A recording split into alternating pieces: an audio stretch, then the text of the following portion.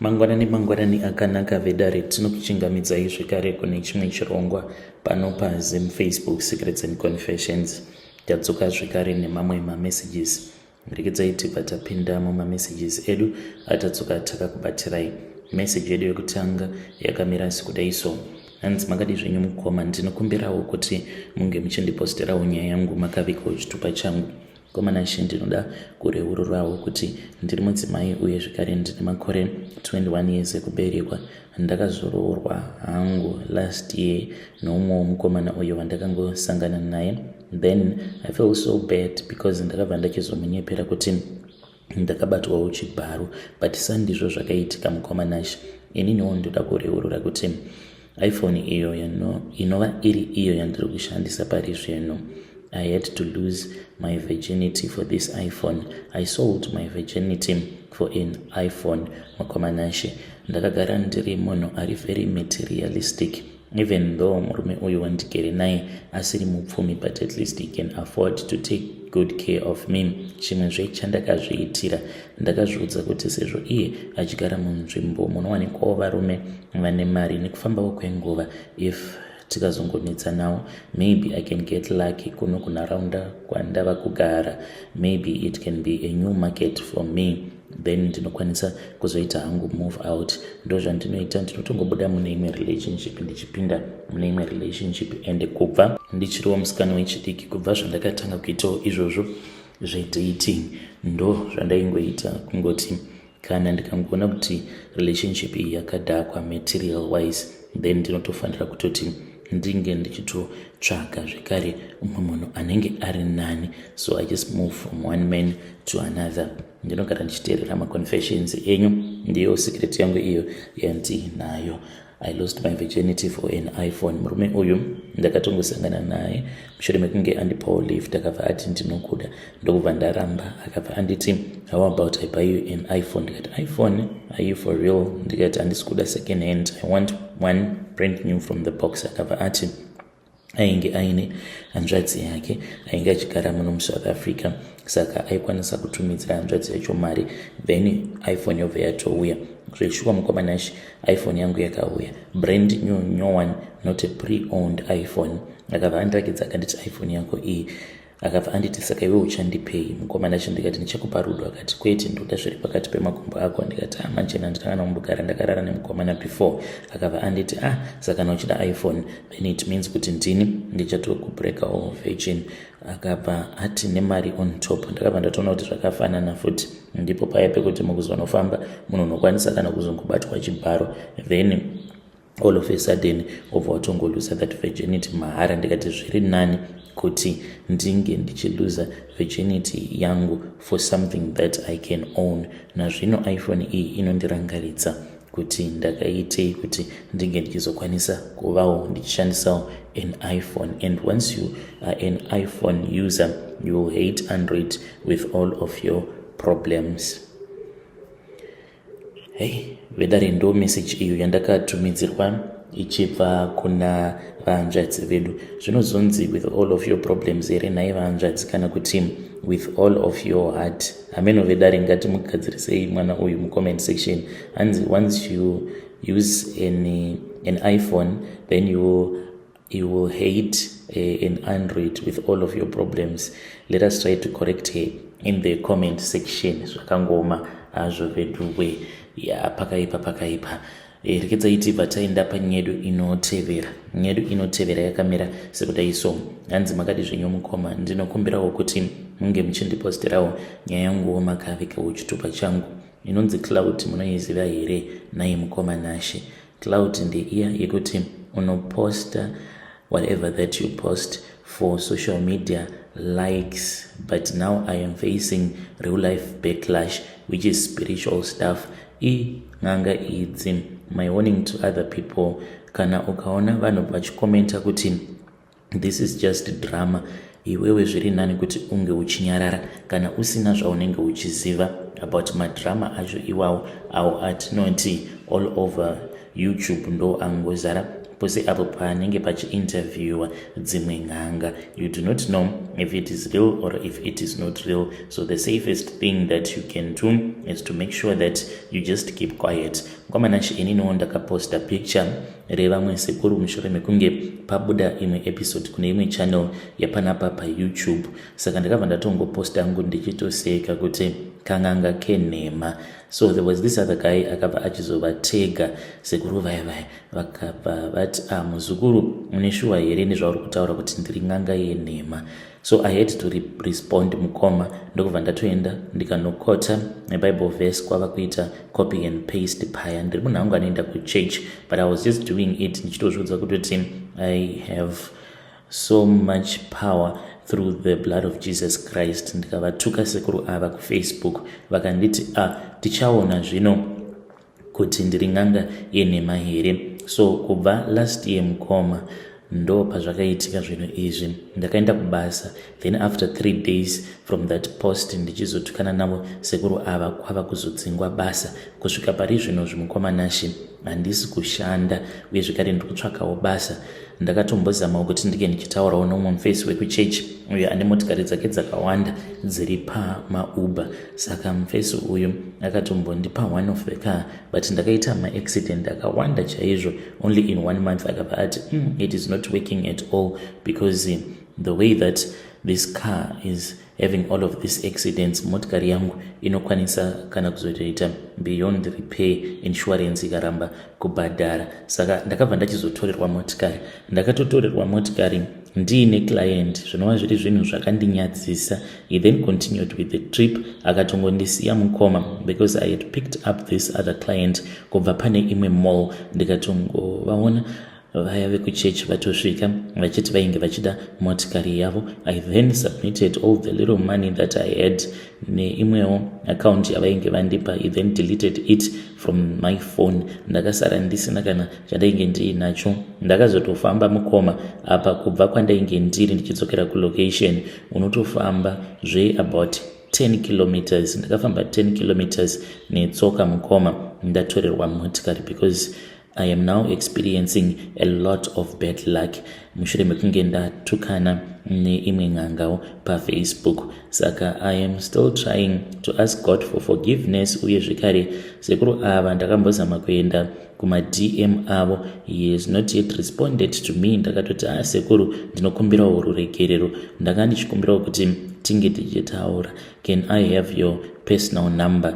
I don't know kana kuri kunzi vakaona messages angu or what is happening, but he has not yet responded to me. Mari hangu yekuti ndike ndichizovaripa pari zvino zvandina, but I was just hoping kuti zvimwe kuda kana ndikakwanisa kutaurirana navo ndonzwa kuti kubva kwavari vanodei chaizvo.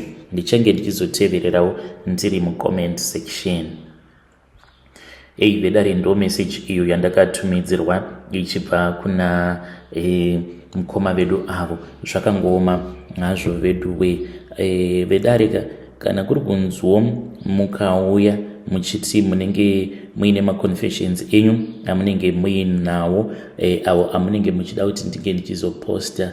Hazvizoitiwo zvakanaka kuti after ndaposta confession iyaya then mubva mauya futi muchiti delete that confession, because paconfession iyoyo ndinenge ndabatanidzawo nemamwe maconfessions evamwe vanenge vachida kubetserwa. So apa ndikutaura nyaya yemwanasikana uyauya wekuAmerica uyo akati ari pa 90-day visa ari kushungurudzwa nepartner yake. Mushure mekunge ndamuudza kuti kune vamwewo variko ikoko kuAmerica avo vanga vari willing kumubatsira to apply for asylum name. Akabva ati kwandiri, I am regretting ever speaking with you about this. I don't want to jeopardize my stay in America. Can you please delete that confession? So vedare panozotinetsei because tinenge tashandisawo data and tinenge taposta zvekare takabatanidzawo nemaconfessions evamwe, and iyo YouTube pachezvayo inotokupa mapunishments when you delete when you post and delete you will be punished by the algorithm. Saka I hope kuti muri kupanzwisisawo vedare. Saka mwanasikana uyu akati no, I made a mistake, I don't want to jeopardize my stay here in America, I have suffered enough ndiri kuAfrica, I will see what I can do. Zvakangoma hazvo veduwe. Apologies for posting your story hanzvadzi, but I will try to see what we can do to delete that episode, toibatanidza zvekare, then we re-upload it. Rekedza iti taenda panyedu inotevera. Nyedu inotevera yakamira sekudai so. Hanzi makadi zvenyu mukoma, ndinokumbirawo kuti munge muchindiposterawo nyaya yangu makavikawo chitupa changu. Ininiwo ndakaita mwana nevamwewo pastor vekuchechi kwedu mushure mekunge vandiudza kuti painge pachidiwa kuitwa a spiritual cleansing. I was brainwashed mukoma kunosvika pakunorara navo pastor ava. Zvinova zviri zvinhu zvinondirwadza because he does not want to take care of the child. Apa iniwo ndanga ndisina tarisiro yekuti ndinge ndichizoenda kumaintenance, because zvinhu zvacho kana kuri kunzi zvikazoendawo papublic, it will be humiliating for our church. Ours Mukomanashe, it is just a traditional church in which I do not want to be the one who will end up ndava kuita sekunge I am exposing the church, nekuti inokwanisa kuzotorasikirwa nemamembers akawanda. So I do not want to face God in heaven nekuda kwekuti ndinenge ndazoenda out in the open, but ndiri kurwadziwa manje. Zvakaitika mukomana chinde zvekudai so. Mushure mekunge ndazvara mwana wangu wekutanga, ndakabva ndatanga kurwara. This was after ndaenda kurufu rwavatete vangu. Saka vatete vangu ava, it seems as if ivo vainge vaine ushereketwa uhwo hwavainge vakazosaidzirawo kwandiri vachiri vapenyu. Saka pandakazoendawo kurufu mukoma, because amai vangu vainge vasingatodi kuti tige ndichivashanyira vatete ava, I think ndo pakabva pachizoitika connection yacho iyoyo. Pandakabvako mukoma ndaitonzwa kuti ndakaremerwa mwana mangu uye zvekare nepamafudzi angu awa. Ndaitofungidzira kuti zvimwe kuda pane munhu wandakatotakura pamafudzi angu. So ndakazoti ndasvika kuHarare ndokubva ndatanga kurwara. Ndairwara mukoma nechirwere chandaitotadza kana kunzwisisa kuti chainge chiri chirwere chakaita sei. So ndakabva ndachizongoendawo kwapastor ndikati, vamufundisi ndinamatireiwo, handisi kukwanisa kunzwisisa kuti what is going on. Ndopa pakabva vachizoti pari kudiwa iyo yavakati cleansing, spiritual cleansing, because pane zvakaitika, pane zvakaitwa navatete. So mukomanashe ndakabva ndachizotanga kuenda kumasession awa. Pandakatanga kumaita, iye mukadzi wacho ainge aripo. It then happened kuti akabva achizoenda kuNamibia. Pane zvaainge achida ikoko, because that is where the sister is staying. Zvino mukomanachi vakazongoramba vachingondidaidza, even though ndainge ndavaudza kuti since mukadzi wavo ainge asiko, vangori nevana, zvainge zvisingaiti kuti ndinge ndichienda kumba kwavo, so that ndinge ndichizoita spiritual cleansing tiri tega. Ndikatomboti hazviita here kuti ndinge ndichizongouya nemurume wangu. Saka ivo vakabva vati kwandiri, aiwa, murume wako usatombomuudza, otherwise this deliverance is not going to work.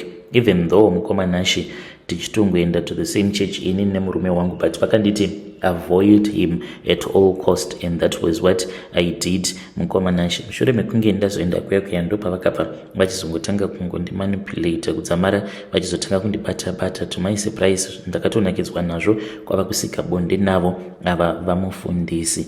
Mukomanashi ndo zvakaitika ipapo, ende nhumbu mukoma hamene kuti kwai yakakasika kubatirawo ipapo. Ndikatozofind out kuti ndava nepamuviri, ende semukadzi unotoziva kutoti mwana uyu haasi wemurume wangu. That is what happened, because ipapo vakabva vanditi usazorara nemurume wako.